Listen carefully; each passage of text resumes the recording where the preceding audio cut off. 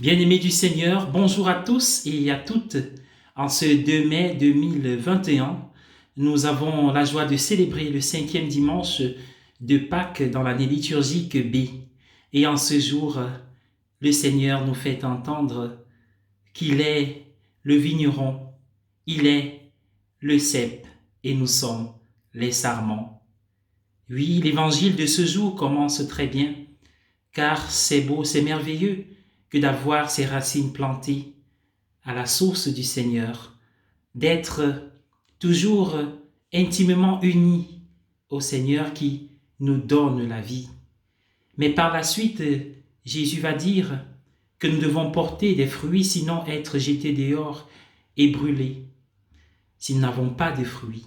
Mais avant, il parlera aussi de ce sarment qui reste collé au cep, mais qui doit être taillé. Oui, l'analogie devient inconfortable car nous savons ce que signifie élaguer. Élaguer, c'est une action qui porte de la souffrance, de la violence, à voir seulement les instruments qu'on utilise, par exemple pour élaguer dans un jardin, une prairie ou une plantation, des arbres, des fleurs, des plantes, etc. Et alors, si nous pensons à la dimension spirituelle du fait que nous devons être élagués, alors nous pouvons fuir à l'idée de subir des souffrances, d'où cette version d'un christianisme sans croix et sans souffrance. Bien-aimés du Seigneur, sola fide, seule la foi, ont pensé certains. Oui, Dieu est amour, il est miséricorde, il fait tout. C'est lui qui nous donne de tout faire d'ailleurs, mais il attend de nous des fruits. Quand Jésus dit il faut garder les commandements, cela n'a rien de passif. Il y a cette acceptation, comme l'apôtre le résume dans la liturgie de la parole de ce jour. Le commandement qui nous est demandé de la part du Seigneur, c'est de croire en Jésus, mais aussi de nous aimer. Alors, bien-aimés dans le Seigneur, l'évangile de ce jour et même la liturgie ne nous invite pas à vivre un évangile sans effort ou un Jésus qui n'attend rien de nous. Il n'a besoin de rien de nous pour être ce qu'il est, mais il attend de nous cette ouverture pour recevoir, car il est prêt à totalement donner. Et alors nous savons que Jésus nous dit aujourd'hui, vous êtes des sarments, mais vous devez être taillés. Et cet élagage spirituel demande de nous un peu d'effort. Et c'est d'ailleurs lui qui nous donne la force de pouvoir aller jusqu'au bout de ce projet, car nous sommes tous appelés à la perfection. Et si c'est le cas, il nous dit, vous aurez des épreuves, des persécutions, des tribulations. Mais soyez forts car j'ai vaincu le monde, je suis avec vous. Et il est difficile de pouvoir connaître quelqu'un quand tout va bien dans sa vie.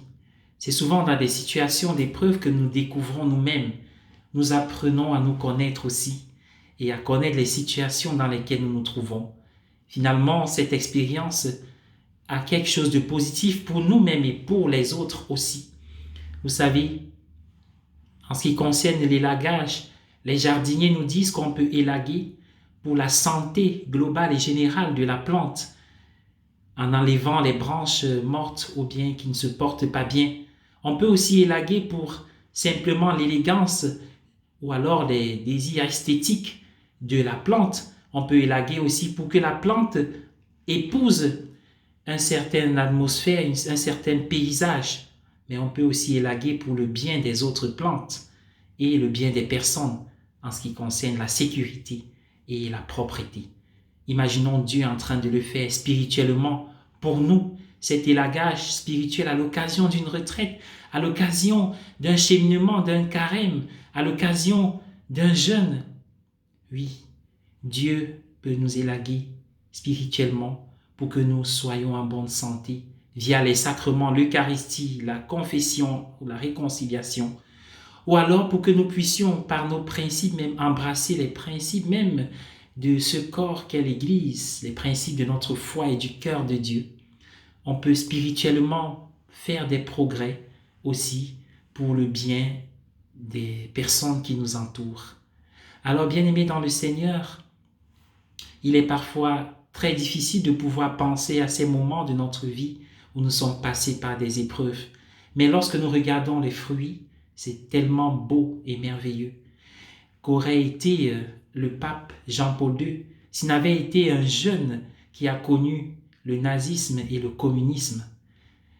Et cette jeune fille qui a rencontré dans la rue de Calcutta, la pauvreté dans les autres. Et finalement, elle est devenue Mère Teresa. Oui, c'est pas que le Seigneur veut nous faire souffrir, veut nous faire mourir. Dieu ne veut pas le mal, mais il permet parfois le mal. Et pour pouvoir en tirer un plus grand bien pour nous. Il est vrai que au cœur de l'élagage, nous ne pouvons percevoir la beauté de l'œuvre que le Seigneur construit, mais longtemps après, ou alors au ciel, en regardant, on comprend que l'œuvre du Seigneur, c'est notre salut à nous, à tous. Alors aujourd'hui, 2 questions pour approfondir notre prière et notre réflexion. D'abord, est-ce que je peux me souvenir des moments de ma vie où j'ai senti les mains du Seigneur invisibles essayer d'élaguer mon existence, mon être, mon esprit, mon âme, et les fruits n'ont pas tardé certainement. Deuxième question, si le Seigneur nous demandait aujourd'hui, que veux-tu que je fasse dans ta vie? Quel aspect, quelle dimension de ta vie souhaites-tu élaguer, tailler, pour que l'œuvre du Seigneur s'accomplisse? Car finalement, l'œuvre du Seigneur, c'est notre salut, c'est notre bonheur. Alors en ce mois de Marie, Marie qui s'est laissée transformer par le Seigneur, elle est la beauté de l'ouvrage, de la création. Laissons-nous accompagner par elle tout au long de ce mois de Marie, comme quelqu'un l'a chanté, le mois le plus beau. Avec vous, bon dimanche à tous, chantons Marie.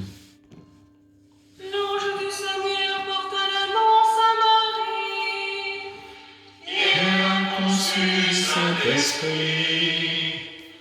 Je vous salue Marie, comblée de grâce, le Seigneur est avec vous. Vous êtes bénie entre toutes les femmes, et Jésus, votre enfant, est béni. Sainte Marie, Mère de Dieu, priez pour nous, pauvres pécheurs, maintenant et à l'heure de la mort. Amen, amen, alléluia. Bon courage à tous. Bonne journée.